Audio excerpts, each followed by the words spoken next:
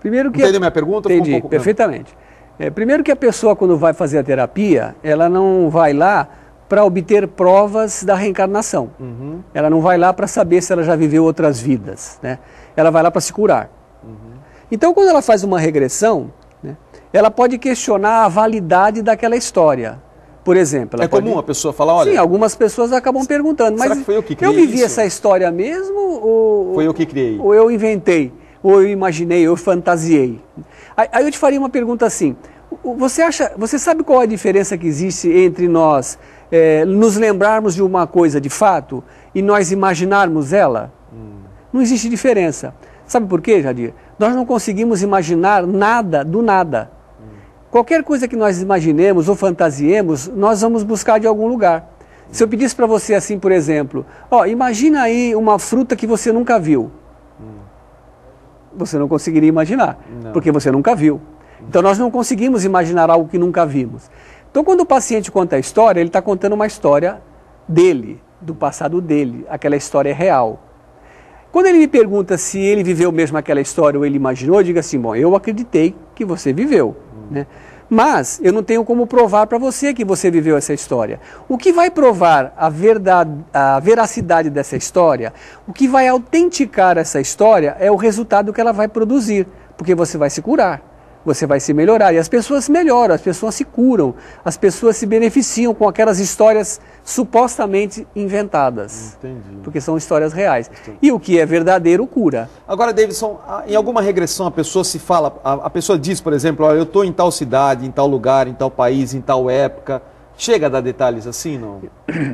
Esse detalhe de informações com relação à regressão, a vidas passadas, varia de pessoa para pessoa. Tem pessoa que entra num transe mais profundo no momento da regressão. É como se ela, por exemplo, não estivesse se lembrando do passado. É como se ela estivesse revivendo novamente o passado. Geralmente essas pessoas que revivem o passado, não só se lembram, se revivem ele, elas têm mais facilidade de dar informações de detalhes da história em que ela está relembrando ou revivendo. Pode ser capaz de dar nome dela, o nome do lugar onde ela vive, o ano que ela está vivendo, né? Mas para a terapia de vidas passadas, né, para o propósito da terapia, que é curar a pessoa, pouco importa aonde se deu isso, em que época que foi, que ano, né, qual era o nome dela, se era alguém importante da história ou não.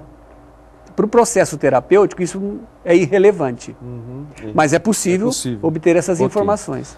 Olha, a Nazaré ainda pergunta onde fazer a terapia, mas depois a gente dá o endereço seu no terceiro bloco, tá bom? Tá bom.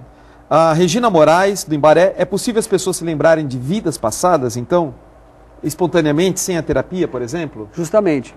É muito comum nós ouvirmos relatos de pessoas que se lembram de vidas passadas espontaneamente. Tem pessoas que, inclusive, sonham com vidas passadas.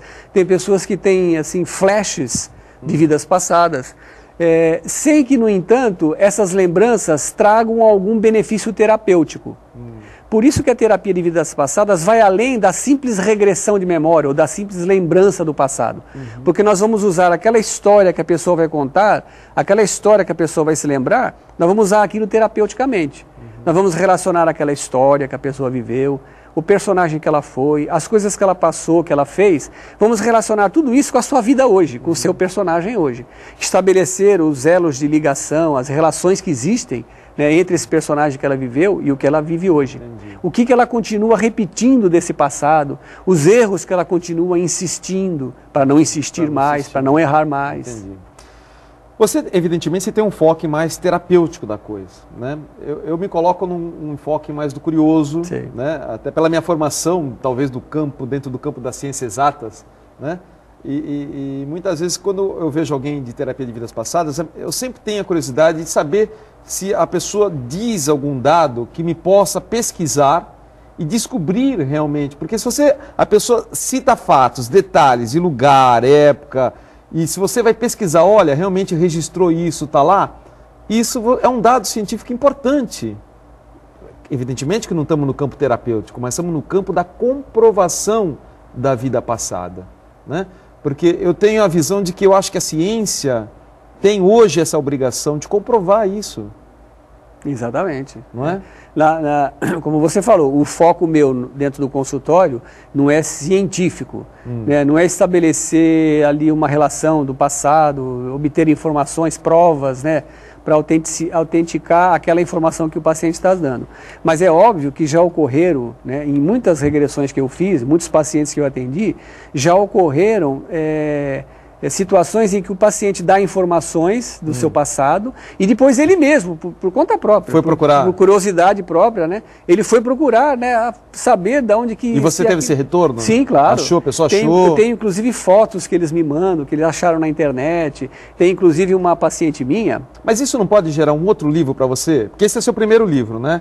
Que, aliás, a Olga Bonza do Campo Grande pergunta sobre seus livros, mas esse é o único, né? Esse é o primeiro. Esse é o primeiro. Vou lançar ainda, mas isso não gera um material importantíssimo para a ciência, por exemplo? Do ponto de vista terapêutico, não. Não, mas esquece o ponto de vista terapêutico. Você é um homem da ciência. Sim, mas existem muitas pessoas, Jardim, já fazendo isso. Tem. Né? Muitas pessoas fazendo isso. Mas queremos um brasileiro. Uma paciente minha, ela foi numa vida que ela vivia na Inglaterra. E ela era esposa de um banqueiro muito rico, né? Inclusive o sobrenome é até muito conhecido até hoje, né?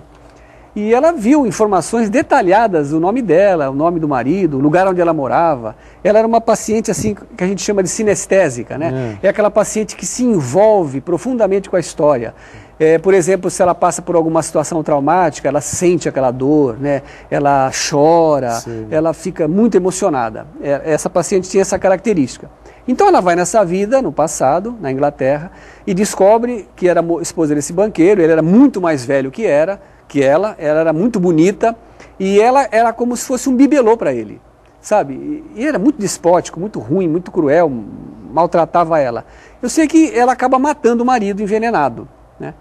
E ela se lembra bem da figura, né, do marido, o rosto dele. E ela foi para a Inglaterra pesquisar? Olhar austero. Não, ela entrou na internet. Ah, pela internet? Pela internet, porque ela sabia o nome da... E como era um nome conhecido, assim, do marido, o sobrenome, ela entrou na internet e aí ela descobriu lá num site dos Estados Unidos, que havia um cemitério lá, que se você pagasse $20, você entrava em todas as informações catalogadas, né, de pessoas do século passado que existiam, né, e que foram enterradas naquele cemitério. Ela viu que o nome do marido dela estava lá. E ela entrou, pagou os $20, entrou. Nossa, e quando ela foi, ela descobriu toda a árvore genealógica dela, o nome dela batia com o mesmo nome que ela tinha dado. Deve ser uma emoção muito grande. E quando grande. apareceu o nome do marido, ela clicou em cima do nome do marido e apareceu a foto dele, que foi no final do século passado. E ela conseguiu lembrar, não? Ela quase cai de costa na cadeira quando ela viu a foto do marido estampada na frente dela, ali na tela do computador. Porque aí veio uma lembrança? Porque ela já tinha se lembrado na regressão. Ela tinha visto na regressão. É verdade, tinha visto no rosto.